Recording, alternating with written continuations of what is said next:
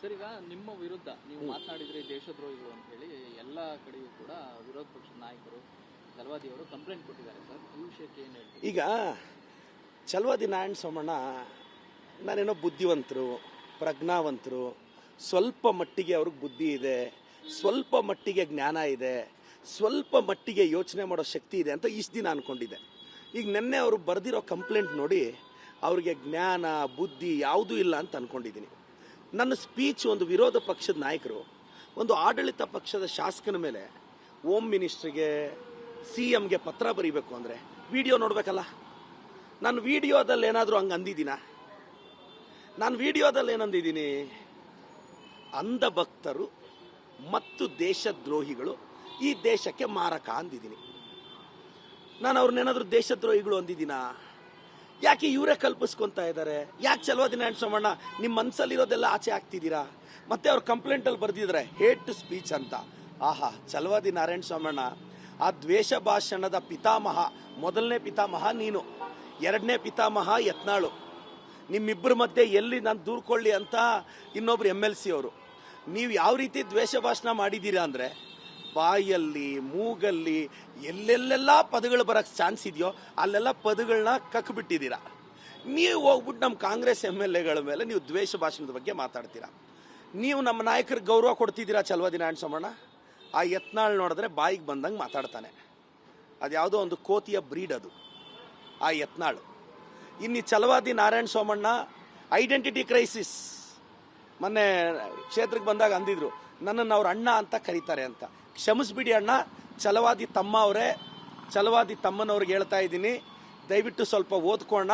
ನನ್ನ ವಿಡಿಯೋ ನೋಡಬೇಕು ಚಲವಾದಿ ತಮ್ಮ ಅಣ್ಣ ನೀನು.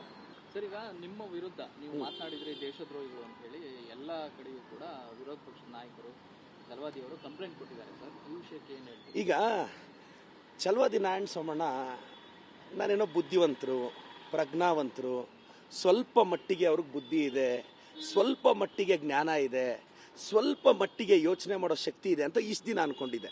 ಈಗ ನಿನ್ನೆ ಅವರು ಬರೆದಿರೋ ಕಂಪ್ಲೇಂಟ್ ನೋಡಿ ಅವ್ರಿಗೆ ಜ್ಞಾನ ಬುದ್ಧಿ ಯಾವುದೂ ಇಲ್ಲ ಅಂತ ಅಂದ್ಕೊಂಡಿದ್ದೀನಿ.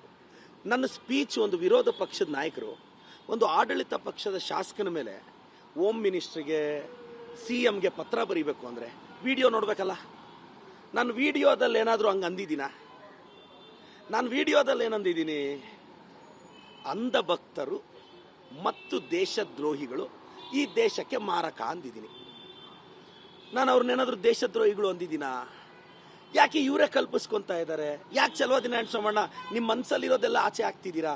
ಮತ್ತೆ ಅವ್ರ ಕಂಪ್ಲೇಂಟಲ್ಲಿ ಬರೆದಿದ್ದಾರೆ ಹೇಟ್ ಟು ಸ್ಪೀಚ್ ಅಂತ. ಆಹಾ, ಚಲವಾದಿ ನಾರಾಯಣ ಸೋಮಣ್ಣ ಆ ದ್ವೇಷ ಭಾಷಣದ ಪಿತಾಮಹ, ಮೊದಲನೇ ಪಿತಾಮಹ ನೀನು, ಎರಡನೇ ಪಿತಾಮಹ ಯತ್ನಾಳು.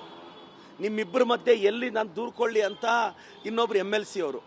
ನೀವು ಯಾವ ರೀತಿ ದ್ವೇಷ ಭಾಷಣ ಮಾಡಿದ್ದೀರಾ ಅಂದರೆ ಬಾಯಲ್ಲಿ ಮೂಗಲ್ಲಿ ಎಲ್ಲೆಲ್ಲೆಲ್ಲ ಪದಗಳು ಬರೋಕ್ಕೆ ಚಾನ್ಸ್ ಇದೆಯೋ ಅಲ್ಲೆಲ್ಲ ಪದಗಳನ್ನ ಕಕ್ಬಿಟ್ಟಿದ್ದೀರಾ. ನೀವು ಹೋಗ್ಬಿಟ್ಟು ನಮ್ಮ ಕಾಂಗ್ರೆಸ್ MLAಗಳ ಮೇಲೆ ನೀವು ದ್ವೇಷ ಭಾಷಣದ ಬಗ್ಗೆ ಮಾತಾಡ್ತೀರಾ. ನೀವು ನಮ್ಮ ನಾಯಕರಿಗೆ ಗೌರವ ಕೊಡ್ತಿದ್ದೀರಾ ಚಲವಾದಿ ನಾರಾಯಣ ಸೋಮಣ್ಣ? ಆ ಯತ್ನಾಳ್ ನೋಡಿದ್ರೆ ಬಾಯಿಗೆ ಬಂದಂಗೆ ಮಾತಾಡ್ತಾನೆ. ಅದು ಯಾವುದೋ ಒಂದು ಕೋತಿಯ ಬ್ರೀಡ್ ಅದು, ಆ ಯತ್ನಾಳು.